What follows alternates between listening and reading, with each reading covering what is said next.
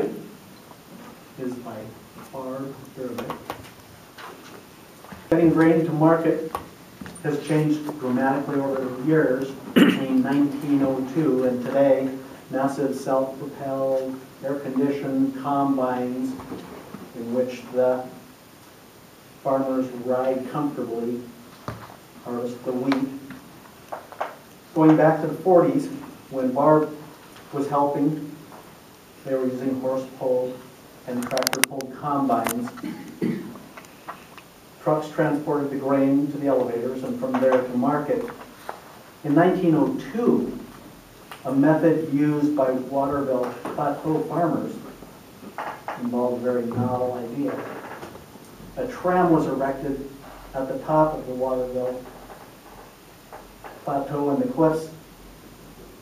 Cables suspended huge buckets that carried the wheat down to the Columbia River where it was loaded on barges.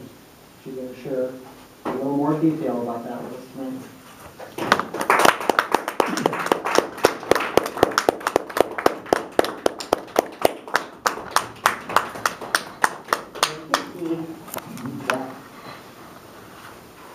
I am going to endeavor to give you a local history lesson to back up the national one that Lloyd talked about.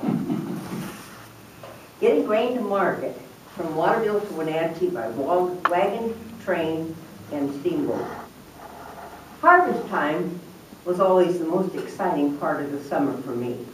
My mom and my aunt provided these scrumptious, incredible meals 3 times a day for the harvesters. Fried chicken, corn on the cob, beefsteak tomatoes, potato salad, maybe a cherry pie.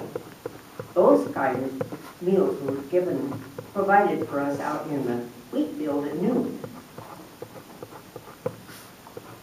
I am reminded of a story or a poem that I recited at Pomona Grange one year.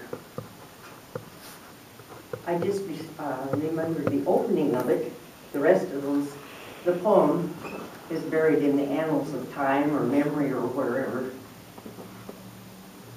Down on the farm, about 4:30, I jump in my pants and head out the door.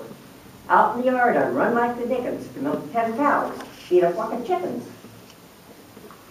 Actually, I did wake up before, jump into my pants and head out the door, but not to do all that other stuff. My job at that point was to take an oil can and go around and oil moving parts on the combine, while my uncle and the crew harnessed 8 teams of horses, making 16 horses pulling that Colt combine. Sometimes I tended header on the combine, which meant raising and lowering it so that it reaped the wheat. Other times you'd find me out in the wheat field someplace spotting the truck until it was my turn to drive under the spout and fill up the truck with wheat and drive off to the elevators with it. Douglas County is situated on a high Waterville Plateau and is 2,600 feet at the top of it, the highest point. And it's nestled in the bend of the Columbia River, which stretches about 100 miles from Bridgeport to Crescent Bar. And it traverses, there are very few canyons that come down to the river. They're very rugged and there's very few that come down. At that time, Waterville was, in that area, was having really great wheat crops. But how to get it to market? They had no clue how to get it to market. The Waterville-Mansfield area was a center of production. The railroad was at Cooley City, 35 miles away. Closer was the Columbia River by about 5 miles. And down below, on the river, was a fleet of riverboats, steamboats. How to get the wheat from the plateau to that river to where the steamboats. Forrest Bowie was a Chelan historian, and he wrote, in the fall, starting in September and running into October, from daybreak until noon, there was a steady stream of four-horse rigs coming down McNeil Canyon to Chelan Falls. It took 2 horses to bring the loads down, 4 horses to haul the empty trucks back, or empty wagons back up. And there was a steady stream of them, and when they were coming down, nobody at the bottom was brave enough to try to climb up, go up that hill while they were coming down. The wagons were one right after another. In the middle of the wagon was a brake with a hole stuck in it, and ropes that ran up to the driver so that he could pull on the rope and brake the wagon. The growers to the southeast all faced the same dilemma, and some unique transportation was used. Rock Island growers tried a metal pipe, but that burned the wheat. Lloyd, tell us what you found out at Rocky Reach Dam about that. Yeah, if you go up to the museum at Rocky Reach Dam, they have a display of exactly what Barb's talking about, the tram, and they have some of the lines and the kind of these bucket things that they took the wheat down.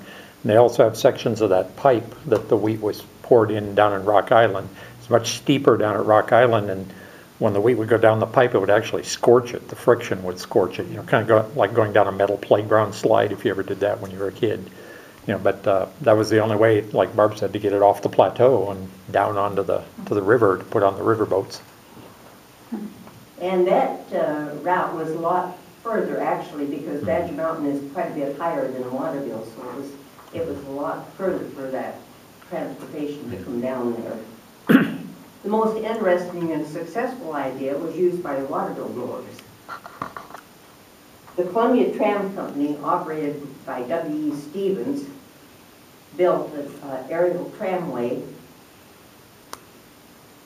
to connect Waterville warehouses 1,900 feet down the steep breaks and cliffs with the steamboat stop north of Orondo.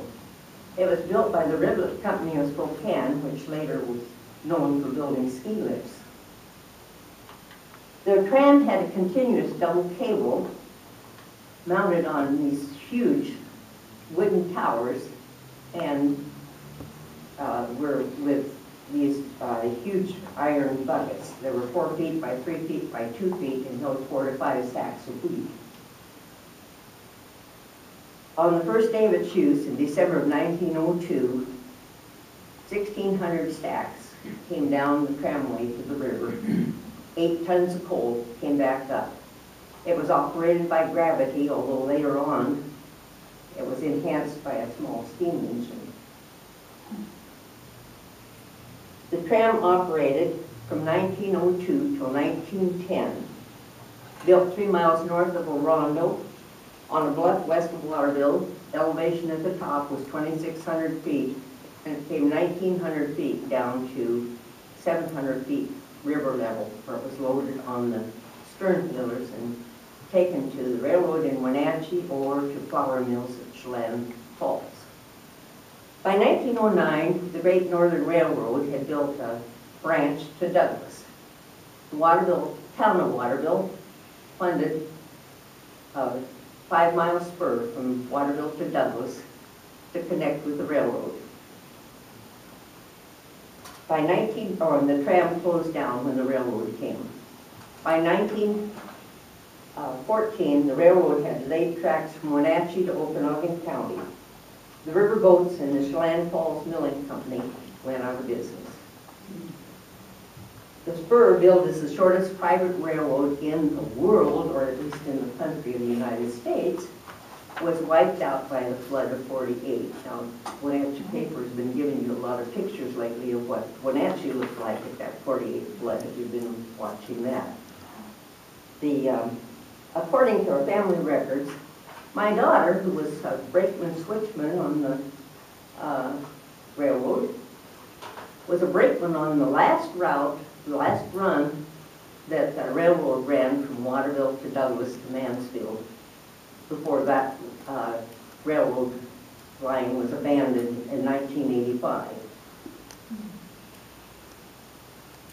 huge semis down in much of the hauling.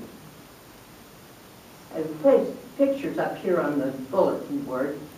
It shows the south side of the Waterville Historic, this Douglas County Historical Building. It's a mural painted by Ron McGay of McManson. And there's a tower, a replica of it, and there's one of the iron buckets sitting, resting below it. So that's the conclusion, I guess, Steve.